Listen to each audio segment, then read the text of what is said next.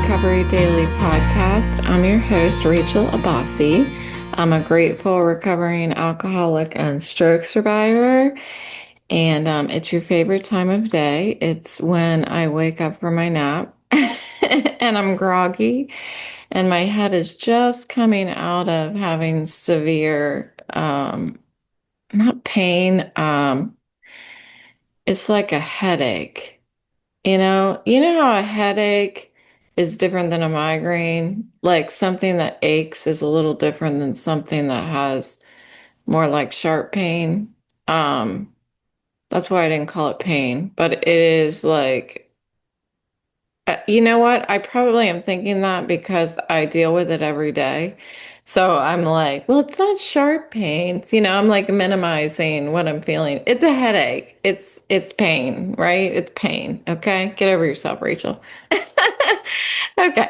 Anyway, I'm just getting out of that. So trying to get my blood flowing. What I wanted to talk about today is how do we unlock that wisdom from our inner voice? How do we know when we're listening to an inner voice that's telling us to do the next right thing, or versus when we're listening to that inner voice of anxiety and external pressures or wishful thinking?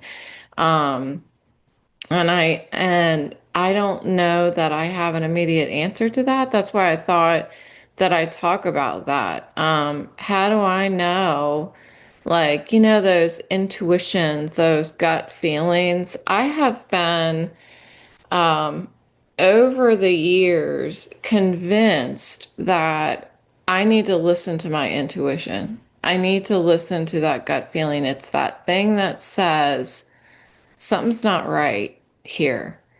And, or when I meet somebody and I very quickly am like, I don't think, I don't think I should get close to them. Like there's something not right. It's like a whisper, it's like a whisper. And so I wanted to talk about that. I've had so many situations over the years of that. And sometimes it even seems like illogical almost. Like it seems like why would I mean, this person has been nothing but nice to me. Why do I not feel that there's something wrong? I don't know. I don't know what the answer is. Some people would call it God. Some people would call it their intuition. Some people call it their gut. An example I have is there's a person that I know. I'm trying to anonymize it.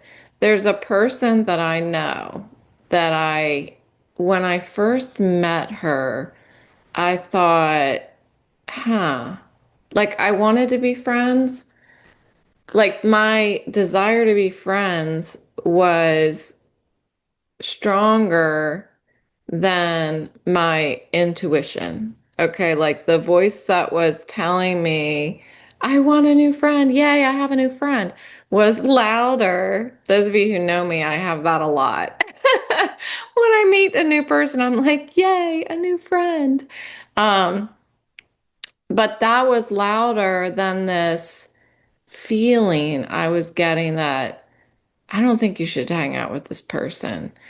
And so over the years, luckily, this person didn't really try to be I mean, only on the level of like being nosy. That's what it seemed like she would talk to me about. Just nosy stuff. Just always asking questions that were just a little too personal. That's none of her business. Asking questions that a friend would ask, but yet she was not a friend yet. You know what I mean? Anyway, the other day I was interacting with this person and we were talking about another human being, and she called this human being an it. And I was disgusted. And this wasn't the first time. This wasn't the first time that I heard her say this. And I was like, I'm not going to put up with this. I'm not going to have somebody say something to me that I disagree with so wholeheartedly and have her look at me like, you know. And I said, that I said, it is a human being. And I went on to say a few more things, not to get terribly specific about the situation, but I said that it is a human being. And and she looked at me like she was confused.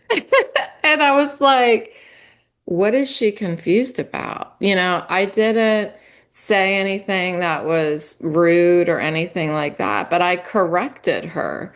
I drew the line, I created a boundary where I'm not I'm not available to talk to you if you're going to speak so hatefully about other people. And the person she was talking about is not somebody I even know, but do I need to know them to correct her and say that is not an it, that is a human being that you're talking about? Um, Maybe it's a human being with a mental disorder. Maybe, I don't know. But regardless, that person is as much of a person as she is. And it's not, it was unacceptable. It was unacceptable. So, that voice that I heard when I first met her was right. And it was protecting me from being exposed to that kind of ugliness. And so I'm grateful for that voice. And I know today, after all of my experiences with listening to that voice or not listening to the voice, right? Hearing the voice, but thinking it'll be all right, and moving forth and being like, I shouldn't have done that. You know, all of those experiences has taught me how to better listen to that voice, and it's hard. There's so much noise around us with social media, obviously. I'm not going to talk about social media, but because I contribute to social media, and what I try to do is contribute in a positive way so that it breaks through the noise a little bit. I mean, I'm one person, but with that constant bombardment of the digital world, how difficult it is to hear our inner voice, because I feel like all of that digital stuff is creating a wall between me and my inner voice, me and my voice that tells me about doing the next right thing. And that's kind of what I wanted to talk about, is that how do we know what the next right thing is? Um, like how do I listen better to that voice? And what I feel like wholeheartedly is we have to slow down. We have to slow down, and we have to practice having conversations with ourselves. Um, I know that what I learned in my program was to act as if, in order to build a relationship with my higher power. And so the ways that I did that was I just started praying. I didn't really have much confidence or a mental vision really of of who I was praying to, but there was a feeling that I was praying to. And as I continued to practice that, I got more comfortable with that feeling, comfortable praying to that feeling. And over the years, that feeling has become like a being, like an entity that lives inside of me and inside of me and around me. And so practicing having a conversation with that being, with that entity, has drawn me closer to it. So why wouldn't getting still and quiet and practicing having conversations with myself do the same thing, you know? Building a stronger inner compass, building a stronger inner voice. And as I talk to that inner voice and listen to the inner voice, I begin to decipher which is which is my disease, which is my mental uh, challenges that I have, and which is the true inner voice, the divine inner voice, you know? Which is it? How do I learn how to listen to that one and not to the other ones? And I think one thing that has certainly helped me over the past 4 years since I had my stroke is doing this podcast. Is I do a lot of note taking in my morning meetings. I do note taking in my psychiatry appointment, and I put my thoughts together in that way. And I was talking to my support group that I was hosting last Thursday. What? Tuesday? Yeah, it was on Tuesday. I don't know what day is what. We're in Thursday right now, in case you didn't know. And I was talking to them about how much I rely on GPT with my disorder, and that it was so timely that this AI assistant came out when I started having these visual challenges. So I take all of my notes and I feed them into ChatGPT, and I ask him, Chatty for short, some of you already know that. I asked Chatty to create a comprehensive outline from my notes. And so he helps me organize my thoughts. And then I get to come here and talk about them. And when I do that, I am still practicing communicating with my inner voice, right? Because I'm not having a conversation. I'm just sitting here talking. And it's amazing. Other people tell me that it's amazing that I'm able to just sit here and talk. But I'm having a conversation with my inner voice. I'm listening to it. I'm looking at my notes and I'm expanding on the ideas that I heard in the morning, the ideas that were cultivated from listening to the people around me, which is, in my understanding of my higher power, they are included in that. So I am building throughout this process, and I do it, I try, right? I try to do it every day. And I go to my meetings, I take my notes, and then I feed them into ChatGPT, and he gives me an outline, and then I talk about them. And it's really been very healing for me. And and I could do that without recording a podcast, but how beneficial is it that I get to talk about my healing process and my learning process? I'm learning about myself.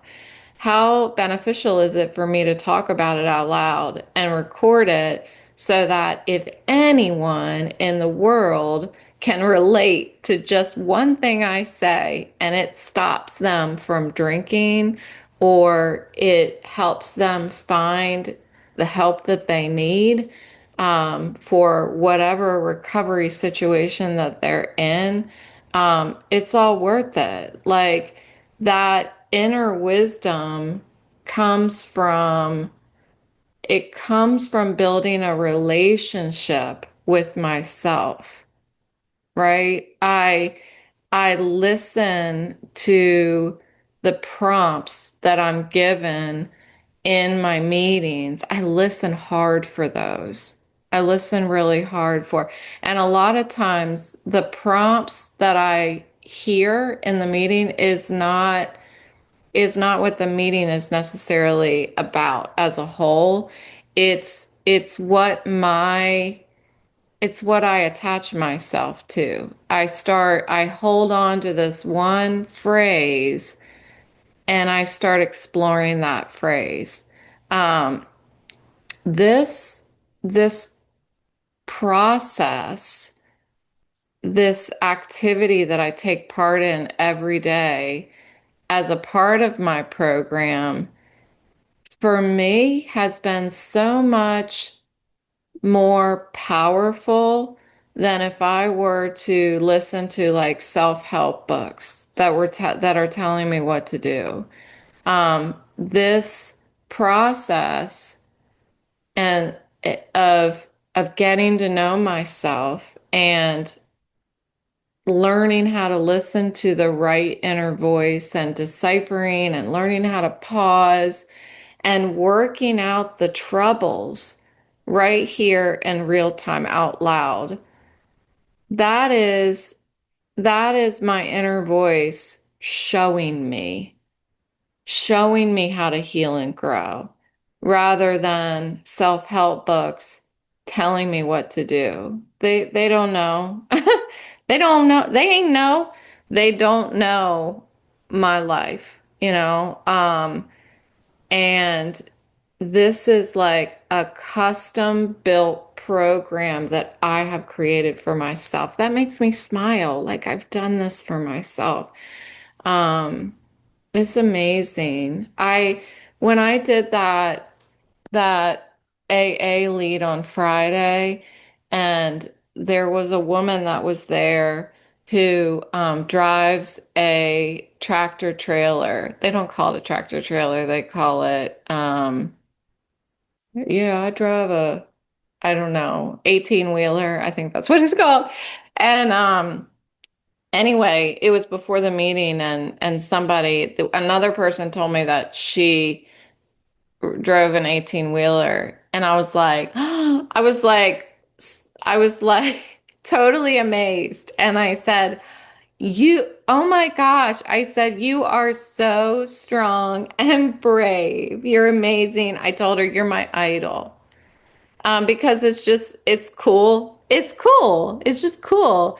And so she knows other women who drive 18 wheelers, of course. And so during the meeting, she was in her little thing, cab.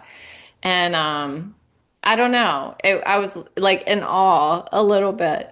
And so after I shared, she shared and she said, "Rachel, we started off our introductions before the meeting and you were telling me how strong and brave I was and that I was your idol." She was like, you are my idol. Like this, she really felt strongly about what I had shared. And what I was sharing was my practical techniques for how I get through each day. And I shared about that I have a podcast, and all this stuff. And I love I love when I'm asked to lead a meeting because often it does get a bit more powerful than, okay, a lot more powerful than a podcast episode. Um, because I guess I'm talking, I'm like backing up out of my life and looking at what's going on from a bird's eye view, and I get super emotional about everything that I'm handling. When I'm in the trenches, I don't necessarily allow myself to get emotional about it. Um, I just do. I just do what I've said. I go to my meetings, I write my notes, et cetera, et cetera.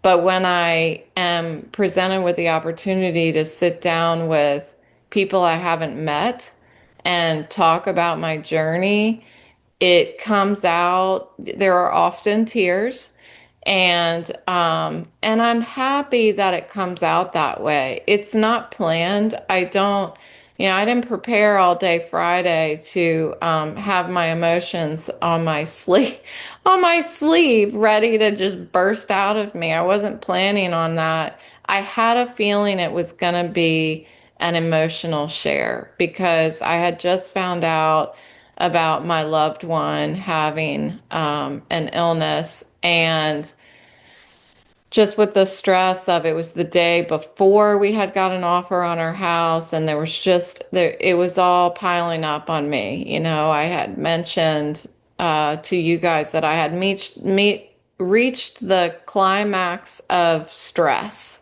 on Friday, and it was like I often talk about how stress, opening my mouth. Okay, like stress is like a balloon that just continues to blow up, meaning get bigger and bigger. And the only thing that's going to allow that stress to seep out of that balloon is opening my mouth. And it was like the balloon got really, really big that day. And it was so big that I couldn't just seep the air out when I opened my mouth.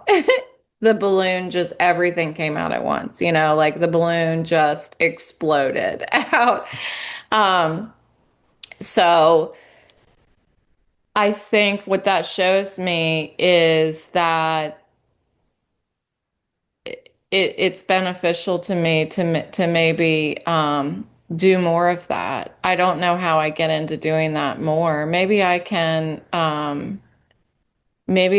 market myself as somebody who can share at meetings if people are needing a speaker or something like that. I would probably enjoy doing that a lot. So anyway, let's get back to what we're talking about. If I strayed, I'm not quite sure, but practicing daily listening to the inner voice, like making it a habit, I think is what helps us start deciphering what the next right thing is.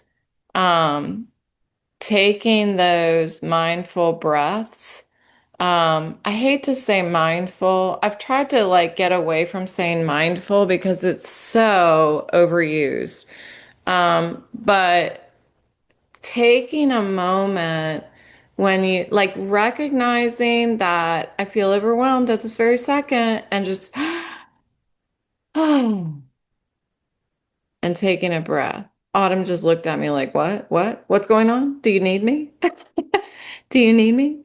I'm okay. I'm okay, Autumn. You can go back to sleep. She has one ear flipped backwards and the other one forward. You're adorable, Autumn. Oh, here she comes. But doing like a body scan, where am I holding that tension? I have noticed a lot after going to vestibular therapy. Hi, Autumn. Vestibular therapy, where I hold my stress. I hold it in my neck, I hold it in my shoulders, and I've been trying to like push my shoulders back more often, and like I'm balancing my spine on top of each other. That's what I'm trying to do. It releases tension. I'm not using the muscles around my spine if I try to balance it straight. That's what I'm imagining. You guys, you know, I'm always a visual person. Um, but also clenching my jaw is a big deal. I have like severe TMJ. So the MRI says I have severe TMJ. I don't experience pain in my jaw anymore. Um, some people tossed around the idea that this head issue that I'm having is related to my jaw. It's not. And I can tell you that with confidence because nothing changed except for the vestibular disorder after my stroke. So it was caused by my stroke. I just happened to have the damage from a lifetime of TMJ. But I still wear my splint every night. Fun fact, Rachel wears a splint every night and has for years. And it's humorous for me to wake up and talk because I look silly. So anyway, yeah, so breathe, like taking a deep breath and just recognizing stress and trying to breathe it out. Like deep breath in, bring in all the good and calm and exhale all of that stress. Body scan, try to figure out where am I holding it. And then when I pay attention to these little things, I start having access to like deeper insights about my physical well-being and how that is affected by all of this stuff. Journaling again is a big deal. I journal and then I talk about it out loud, which I think is double is overkill for somebody who just wants to try to practice this. But you know, I'm an overachiever. Try to find something that you can rely on daily for prompts. I just got introduced to, I'm going to look it up. I don't do this very often. Live action people. I got introduced to something called Word on Fire, and it is a daily prompt. It's by Bishop Barron. And what's his whole name? Sorry, I'm scrolling without looking. At least I'm trying. Uh, Bishop Barron's Word on Fire. So I got introduced to this. He does like sorry, I'm not finding a good one right. Oh, a daily gospel reflection by Bishop Barron. So you can look it up. It's called again Word on Fire. And I like to have all of these different options for my head hurts now that I did that. So that's an example of what it's like, how the pain like comes really fast and the nausea and stuff just from looking at the phone for 30 seconds. That's what I experienced. So anyway, I try to have access to lots of different prompts. So there's the daily reflection. There's the thought for the day. You can Google either one of those. There's this new one by Bishop Barron that I learned about. There's also listening to church sermons. It doesn't have to be about God. There's so much wisdom that comes out in these types of things. You can just, whatever you attach yourself to that prompts something meaningful to you, like sit down and write about it.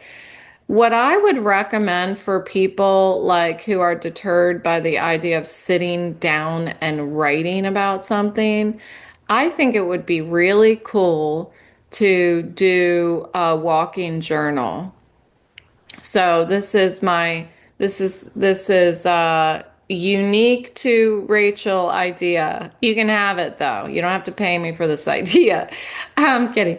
Um, a walking journal. So get your iPhone out, get your get your sneakers on, go for a walk, and put your headphones in, your little AirPods, and leave a verbal journal. Like if you wouldn't want to do a podcast like me, do a verbal journal. Like have your prompt that you want to talk about and record yourself. And it's just like writing. Some people feel like you learn better by writing. To save my head, I like to take my notes so I have something to refer to and glance at, but it helps me to just talk it out.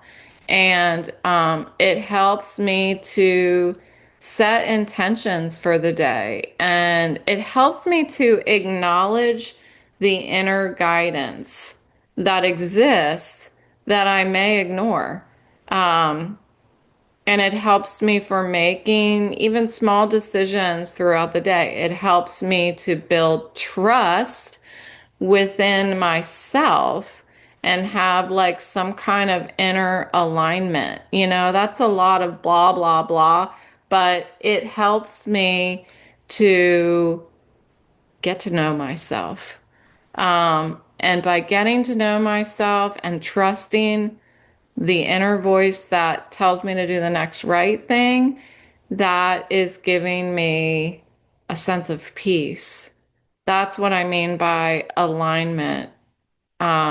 Things just start calming down. It gets easier to get quiet. And that practice can lead to greater confidence in your own decisions and your thoughts and your actions.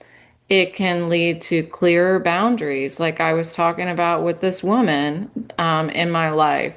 I knew that she crossed a boundary with me because I've have a closer relationship with myself, and I know what I am willing and not willing to be exposed to. And on the positive side, the more I know myself, the more meaningful my relationships can be. So give it a try. It doesn't take long, and it it can take as long as a walk you want to take, whether that's 5 minutes, 20 minutes. It also helps to like just be out in nature and nobody's bothering you. You're not going to get interrupted by the digital world or anybody around you, really, except for the psychos out on the street. I'm kidding. I'm kind of kidding. Okay, so that's all I have today. I hope that was helpful. It was helpful to me.